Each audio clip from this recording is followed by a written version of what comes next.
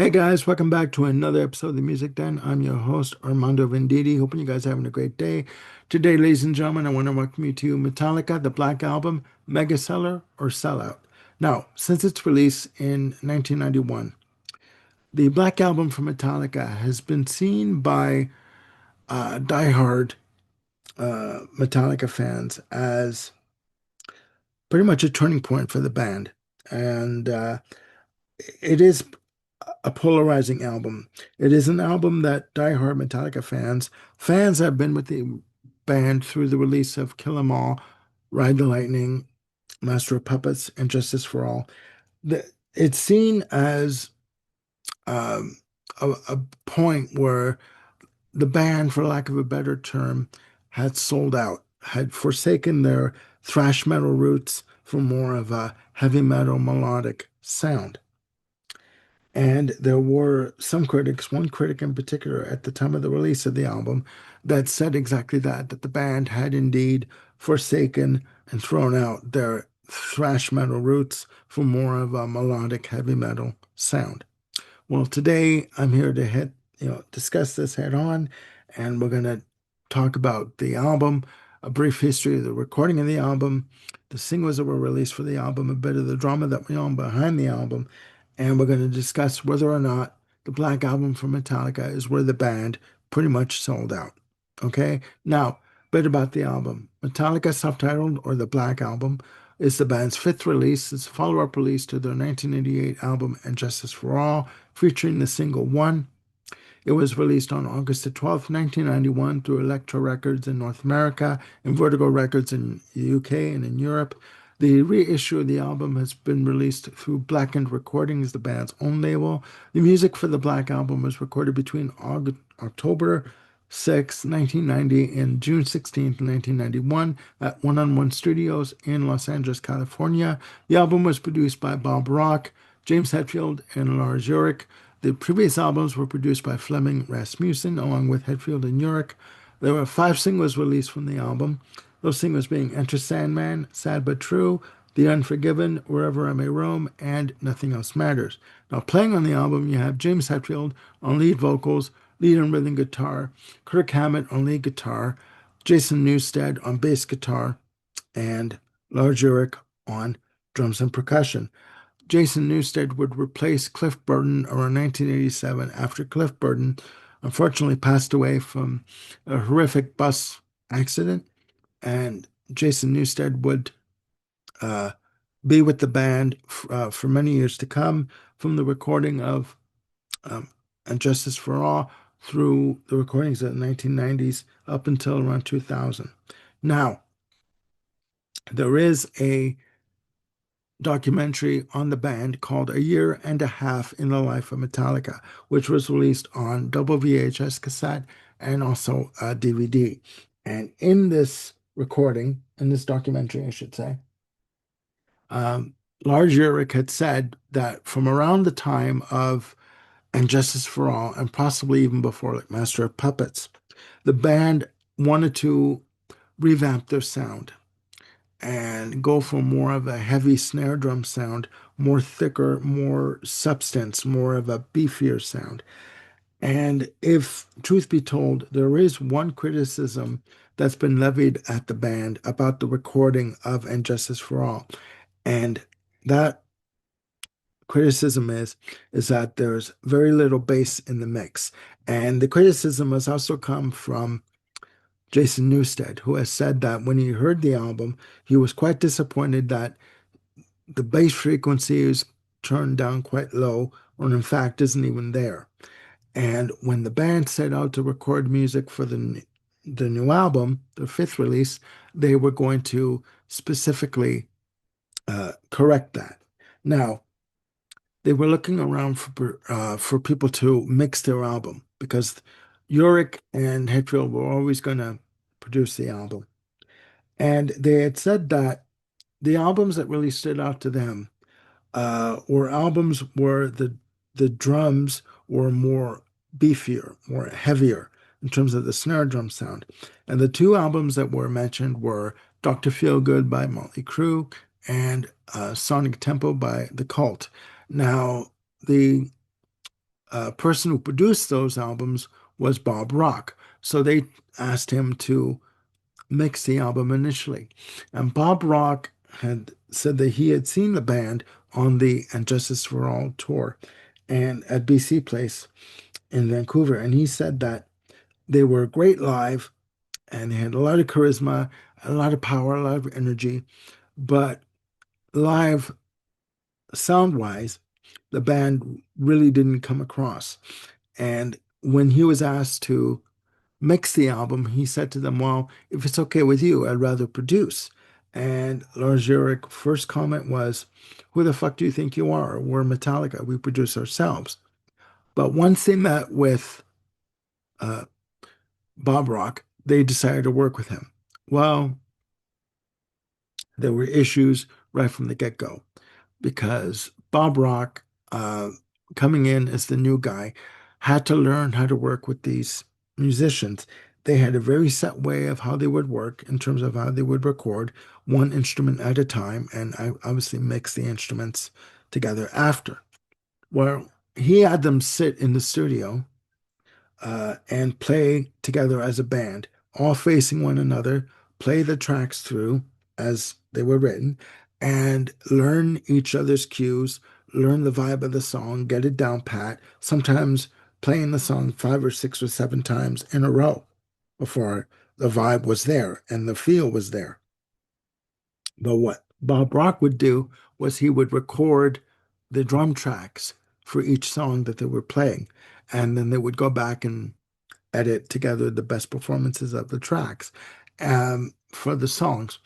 And they did admit, once they got used to recording that way, that it did sort of tighten up the band's sound in terms of picking up each other's cues and getting a feel for the song and, just a good overall vibe for the piece.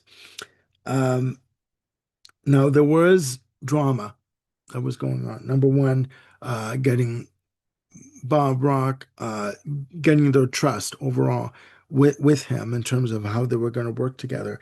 And there was also issues of how certain solos were going to happen on certain songs, whether a solo needed to have a build up before the solo happened, or whether just to go into, a flash solo right away. And there was a lot of grief going on and a lot of drama. And Lars Ulrich had said that after the recording of the Black Album, he had so much resentment for Bob Rock that he didn't talk to Bob Rock for over a year after the recording of the album. Bob Rock would go on to record their next few albums.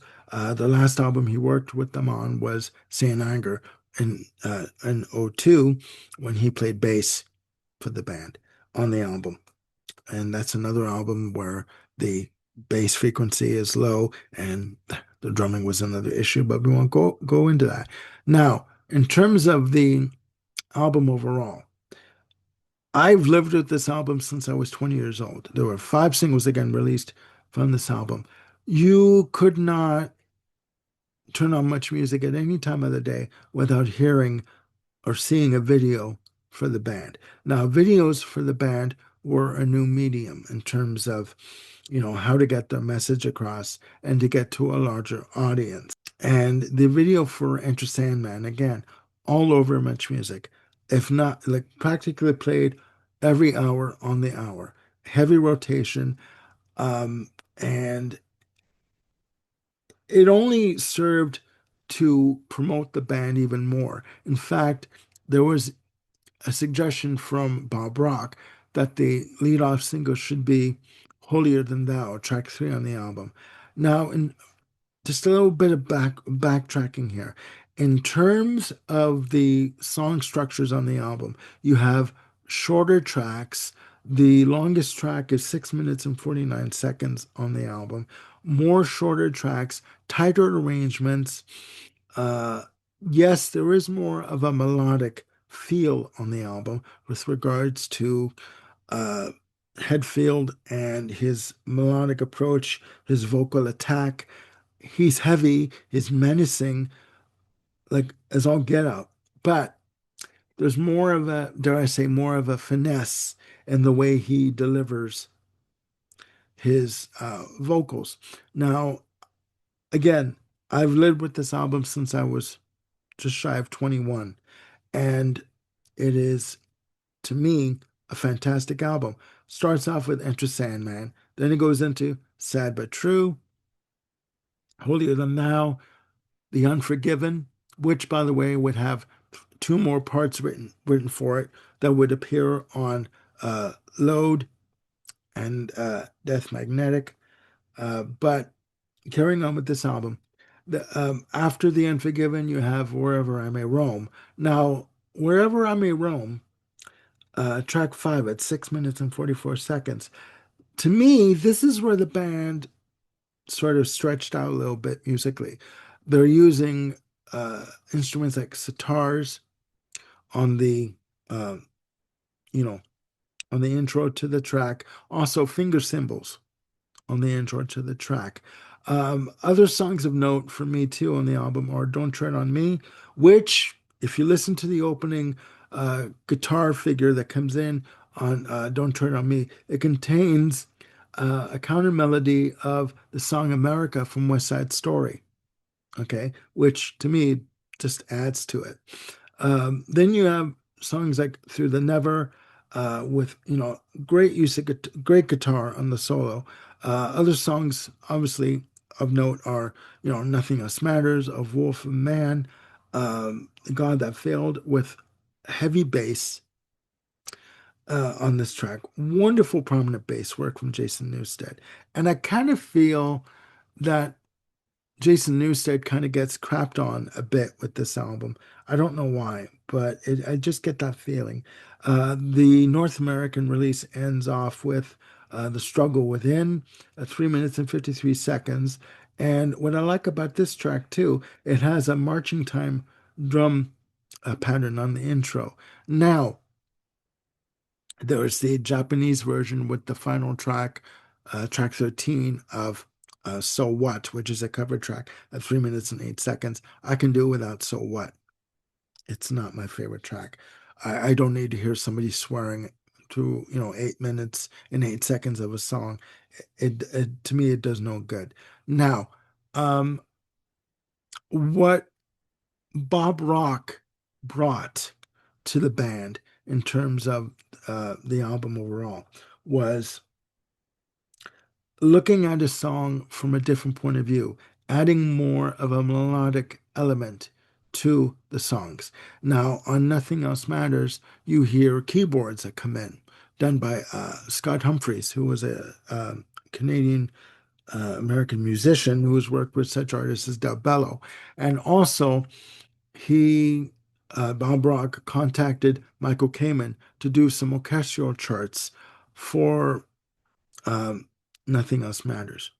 Okay. Now you would think that, you know, uh, an orchestra conductor and a musician like Michael Kamen, who's worked with Pink Floyd, On the Wall, The Final Cut, what could he bring to Metallica? And he brought just a, just a different dimension to the music. It didn't stifle the piece at all. It didn't sacrifice musically what they were going for. It just added a different dimension to the album or to the song. And truth be told, they would work with Michael Kamen doing the album S&M, the live album that they did with the orchestra. So there's that too. Um, Now, in terms of the album overall, it would go on to eventually sell 20 million units in the US alone. And to me, this album just built on the success that they had with And Justice for All, which at that point of release has sold something like 4 million units. It's all, and Justice for All has gone on to sell 8 million units in the US. Now, I've listened to this album over the years. And in listening to it again, I've gained a new appreciation for it. I think, okay, let's put it this way. The $65,000 question. Is the Black Album the point where Metallica sold out. Hell no. No. I do not believe that Metallica at any point in their career bowed down to management pressure, to record company pressure, to pressure from radio in terms of having a hit single. Metallica has always been a band that has stuck to their guns musically and has done whatever musically they wanted to do. And if you liked what they did as a music critic, or as a fan, or as a record company exec, great. If not, you move on to the next single. Okay. I feel that Metallica were at a point in their career where they wanted to do something different and just add to what they were doing before. Just add a different dimension to it, add a different soundscape to their music, and just do something out of the box. Okay. And, I don't feel, and I'm going to get shit for this, but I don't feel that they lost their street cred with this album. Um, the arrangements are more simpler. They're not as complex or intricate with the guitar work. The guitar work on here is exemplary. James Hetfield, in terms of his vocal delivery, is heavy, menacing, angry, uh, defiant, but at the same time, he's challenging himself with what he wants to do in terms of the songs like Nothing Else Matters, where it's more delicate, more thoughtful. Okay, doesn't mean that he's lost his rock edge or thrash metal edge. It's just that he's looking at the song and giving the song what he thinks that the song needs. Never mind his primal urge to want to, do a heavy screeching vocal. He's giving the song what the song needs in order to breathe, in order to to live, and sort of give the song more of a dimension to it, more momentum, more scope, and more, I guess you'd say, more balance in terms of the overall arrangement. I think that this album is a fantastic piece of work. I think it stands up all these years later, since its release in 1991. The band would go on to release, albums like Load, Reload, and, alienate other, more of their fans because they would go off and do, you know, they would continue what they did on the Black Album with albums like Load and Reload, and then they would come back again with the thrash metal of Saint Anger, and they would do Death Magnetic. But overall, Metallica has always been a band of doing whatever the hell they wanted to do musically. And the Black Album, or subtitle, is just another chapter in their career. And it's an example of a band that pretty much sticks to their guns and doesn't relinquish or give up control of what they see as what they want to do musically. So, in essence, is the Black Album a mega seller and a sellout? It is a mega seller, selling 20 million units of, in one country alone. How can it not be? Is it a sellout? No, it's not a sellout. It's just the band going on to another chapter of their career without losing their integrity and without losing what makes Metallica Metallica. All right, guys, that's it for now. Please put your comments down below, your opinion, of the self-titled. Is it a sellout point for the band? Or, is it, you know, a band just pretty much doing whatever the hell they wanted to do musically? Please put your comments below. And click like and subscribe and hit the notification bell to keep yourselves on top of any new content we got coming up. I've got more shows coming up with Jim Bricker, Ken Cheshire, Sagosh, and yes, eventually Bill Schuster. And we'll see you soon on the Music Den. Bye for now.